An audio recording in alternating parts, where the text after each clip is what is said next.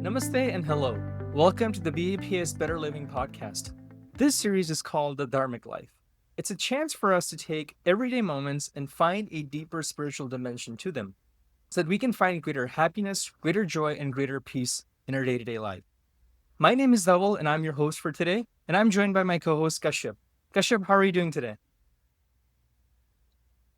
I'm doing well. How are you doing, Dhawal? I actually want to start off by pausing for just a moment and asking you, do you actually mean it when you say, how are you actually doing? Is this something that most of us actually mean when we say, how are you actually doing today? And you were telling me a really interesting and fun story before we started the call. Talk to us about that. So every Monday morning, we have a kind of a weekly call at 7 a.m. It's a leadership call. Each section department head gets on a call together, about 5 of us, and we just do a quick rundown of what's going on, issues, concerns, questions, just to level set for the week. And it starts at 7 a.m. I usually get on at about 7:05 because, quite honestly, I find the banal, how was your weekend? How are things going? Conversation that usually starts the call boring and kind of empty and vacuous. So I really don't necessarily enjoy that kind of small talk. So I usually get on at 7:05, and I'm sure my partners are listening right now. And hey, guys, I'm sorry, but it's the truth. But I think what you're saying is true for most of us, right? We take this small moment, this small interaction. Hey, how are you doing? And we find a way to kind of trivialize it. It's almost like a rite of passage that you just say, just so you can get to the actual heart of the matter. Let's talk about work. Let's talk about something different from you. And I think this is cultural as well. This is certainly the case in North America, where we just say, hey, how are you doing? And then talk about the real thing. But you look across cultures, you go to India, and in Hindi, you say something like, kaise ho? And then in response, you just say, theek hu. Or in Gujarati, you say something like, kem cho. We just skim over this type of topic. And I think this is such a great place to start our very first episode on, let's find a way to elevate this thing called small talk, because there's so much deeper that happens within it. Before we started our call, we were talking about an incident that happened to me where a friend of mine, actually a coworker that I'd known for a long time, and we parted ways. We were working in different companies at a certain point, and we were just catching up. And he called me and I said the usual, hey, how are you doing? And he paused and he said that, actually, I'm quite depressed lately. This is completely off script. We were going to be talking about the venture that he was working at, the new startup that he had started up, and all the exciting things he was doing there. But what he was telling me in that moment was, I'm depressed and I'm not feeling all that great. And in that moment, a part of me is like, well, this is really awkward. I don't know how to tackle this. But then a part of me said, you know what, let me stop here and pause and listen and just try and understand what's going on with him. And we spent the next 20 minutes just talking about what he's going through, the pressures and challenges of running a startup. And at the end of it, I think our relationship grew in those 20 minutes more than it had grown in the last 5 or 7 years. And I think that's sort of the power of these small moments, these small, what we consider small talk. I don't know what's coming up for you as you hear my experience, as you're reflecting on your own experience. Anything coming up for you? No, it's actually a really, really interesting story. And, after we were talking about how I kind of blow off my, first 5 minutes of small talk for my meeting, I was thinking about small talk in general and just those connections. And I think for you, that moment was real because your colleague, because your friend, there's a certain level of trust. And when you kind of go down that rabbit hole of trust, you can actually understand how those small interactions, that small talk, it's really not filler. It's not fake. It's foundational if you make the most of it. We think it doesn't matter, but it really does matter. These small interactions that we have throughout the day, whether it's with the barista or the cashier, they're foundational because they're like these small emotional handshakes. And when you acknowledge somebody, when somebody asks me how I'm doing or how my weekend was, and I respond, good, and how was your weekend? They can tell if I really care, if I'm looking at them in the eye, or whether my back is turned on my way to the coffee machine. And fundamentally, if you think of it from a happiness perspective, from a social science perspective, those people that routinely interact, small interactions, these aren't like deep philosophical conversations that go on for 2 or 3 hours, but those small interactions with the cashier, with the barista, with your Uber driver. Those people are fundamentally happier. They're more fulfilled. There is this, epidemic of loneliness, and there are many reasons for it. Social media, perhaps, digital life, work from home, and people are feeling it. And I don't think we take advantage of these small things. I know I don't. And when you actually take a step back and think about it, you realize the value of these small things and how pausing for a moment, thinking about it, builds this deep trust, much in the same way your colleague showed a certain trust in you, knowing that you would actually want to hear him out, care about what he has to say, and provide some guidance and input. Even if it's something as simple as, I'm so sorry you're going through that. A little bit of empathy, a little bit of kindness that's genuine goes a long way. I think that's sort of the key word, right? People can tell when we're being fake and just showing or making an act of empathy and genuinely coming from a place there that, let me pause here and actually see you. What you talked about, this loneliness epidemic, people aren't used to being seen anymore. People we are displaying our personalities out on social media. We're putting out a story of who we actually are. The real us. That real us gets amplified only in those small moments, those real small things. That's where our true personality can really shine.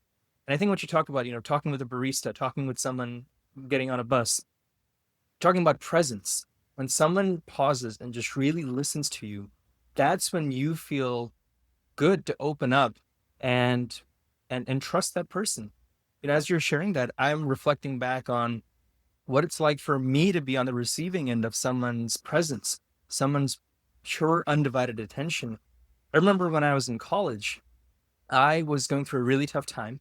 And every once in a while, not too often, I would get a phone call from Pujya Snemuni Swami. Snemuni Swami call me just maybe once every 3 or 4 months, just checking up on me, saying, hey, how are you doing? At that time, I was going through a very competitive program. I was at a college that was filled with a lot of sort of rich kids who had gone to private schools and had a very distinguished, or rather privileged upbringing. And I was from a public school. I had the same 3 or 4 shirts I would wear again and again. I didn't have designer clothes or anything like that. And the coursework was actually extremely challenging, but I felt really out of place within this context. I was the only person of my skin color, one of the very few people of my skin color in this classroom. And I felt really, really, really out of place. The cultural norms were different. Everything was different. And it was really competitive as a program. And I can sincerely tell you that the 5 or 10 minute call that Snemuni Swami had with me every couple of months or every couple of weeks changed my life. It helped me feel grounded. It helped me feel that I wasn't going insane.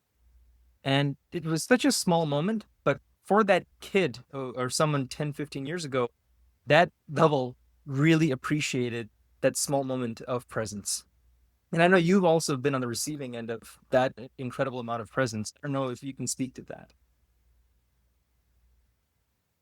Well, first of all, shout out to public schools all the way through. A big fan, big supporter of public schools, public universities. And the second thing is your experience, unfortunately, is of being the other, right? And many of us have experienced this idea of being another. And it's hard. It's hard. And you feel alone. You feel kind of unanchored, unmoored, and you're just kind of floating around out there. Somebody with station, somebody you respect, paying attention to you makes a really, really big difference. And that's where I draw this line from this idea of small talk to real leadership, to spiritual leadership. And the idea that it's about presence. It's not about titles. It's not about authority. It's about paying attention. It's about being present for the little things, for the little people, for those small moments. And that's really where a certain level of greatness is found and really born. In 2017, Mahant Swami Maharaj, who is the current guru, the spiritual leader of BAPS Sanstha, was in Atlanta. He was walking backstage. I was standing there. And he looked over at me and he just made a comment in Gujarati in passing. He just said, Shivlajo Morucha, which translates to, he has the face of Shivendra. He looks like Shivla. And I understood what he meant immediately, but nobody else could quite grasp what the comment was about. Later that day, one of his attendant swamis asked me, what did Mahant Swami say to you? What did he mean by that? And I just said, well, I have 8 mamas, 8 maternal uncles. And one of the older ones, his name is Shivendra. and he's in his 80s. He's frail in health. But Mansami made that comment that I favored him in terms of my resemblance. I looked like my Shivendra Mama. And it was a small comment, a small moment, just a passing, thing, just kind of words in the ether that nobody else necessarily even paid attention to. But for me, it immediately told me a couple of things about him, that he saw me. Who was I, right? Just a little person. Yet he saw me. He just didn't see me. He recognized me. He identified me back to my family. And he knew who my uncles were. And he knew what my uncles looked like. And he knew that I looked like one of them, right? So in that moment, my relationship with him significantly deepened. It didn't take much from him, but it just shows a power of reflection, of memory, and just authentic connection. He earns my respect, not just because of the seat that he's in, right? He's the guru, he's the spiritual leader. But more deeply, he earns my respect because of how he cares about me. And I'm sure there are thousands, hundreds of thousands, millions of people throughout the world that probably could share a similar experience. What's remarkable about that story is that you would think that remembering that detail might have happened because, he had a few moments with you. But you got to remember, in Atlanta, 2017, there were thousands of people meeting him throughout each and every single day, literally thousands of people meeting him. And in all of that, in that chaos of meeting so many people, he saw you. He stopped time and he saw you for who you were and made that connection. And I think about, how often do leaders actually do that? How often do we do that even as family members? Do we remember a family member's significant event, a significant birthday, or a significant anniversary? I know I have a hard time remembering my anniversary. We haven't been married that long, but sometimes I'm like, wait, hold on. Is it this day or this day? Am I off by a day or not? But those small moments actually matter. That's going to get you into trouble. If not now, eventually it will. I just want to echo that sentiment. My daughter has told me so many times about her friends at school. And every time she mentions a friend's name, I act completely clueless because it's true. I don't remember any of her friends' names. I don't remember any of these people at all, even though she's told me about a couple of dozen times who they are and what they do and why she's close to them. But it just kind of, tells me, hey, I have 2 kids. I could probably pay more attention to them as well. And this is a universal experience. I think we tune out. And I think you're bringing up a really interesting point about the importance of small moments in cross-cultural communication and cross-generational communication at the workplace, at home. There are different generations living. People of different cultures.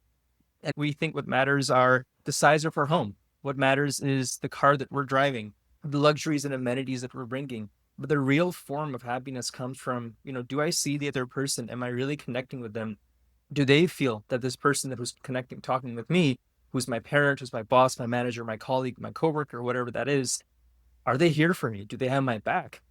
Because that's what creates psychological safety. We know that from a lot of literature that psychological safety is one of the number one determinants of team success, of group performance, and of group happiness, right? If we want a happier family, we want a happier place at work, we're going to need to create psychological safety. And the way to do that is to stop time and be fully present with the people that we're with, even in those small moments, especially in those small moments.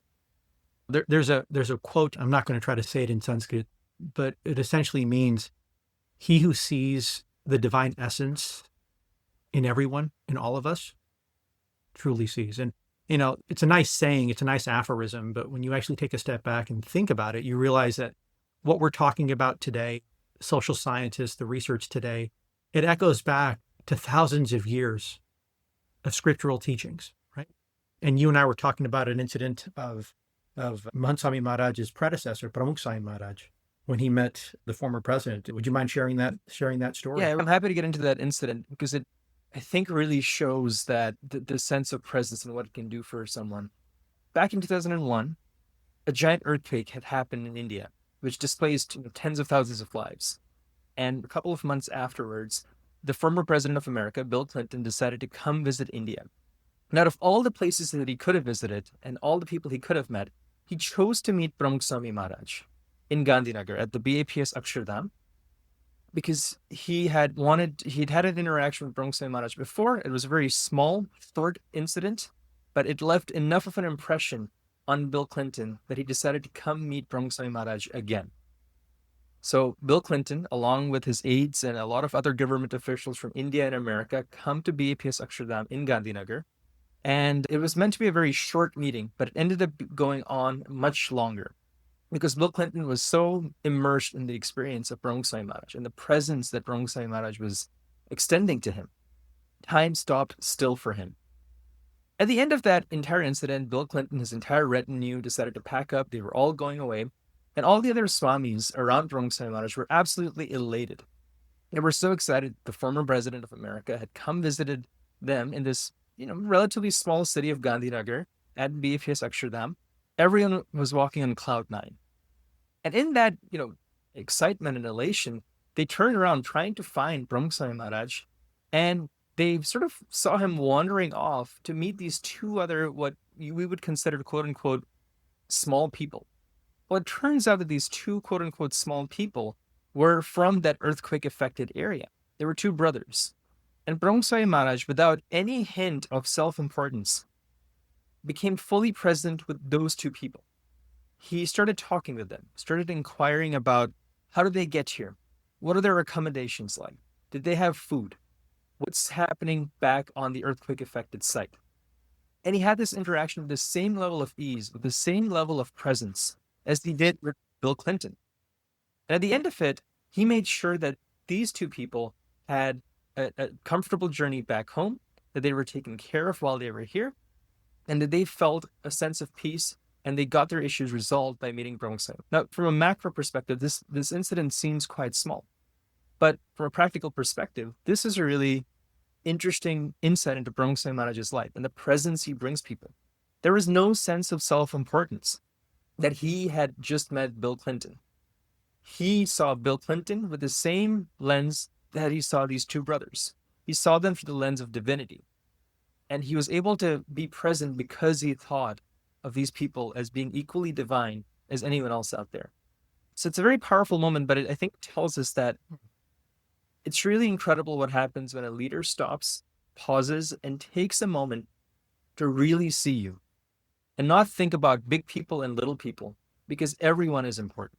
Everyone is important, big people, little people, and all conversation is important. The big conversations and the small ones as well. Yeah, Brong Sai Maharaj, when he spoke at the United Nations so many years ago, he quoted a Sanskrit slok, which I can say, Ishavasya midam sarvam, which means see God in all, see the divine in all.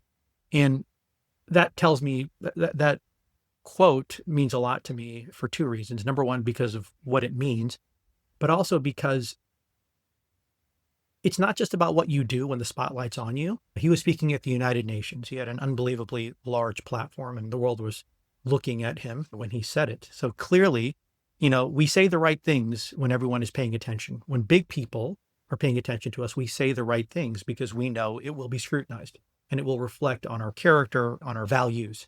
But it's about what you do when no one's watching, right? So Brong Sai Maharaj said that at the United Nations, but then he lived it with that incident with those two brothers from Bhuj at Gandhinagar, right?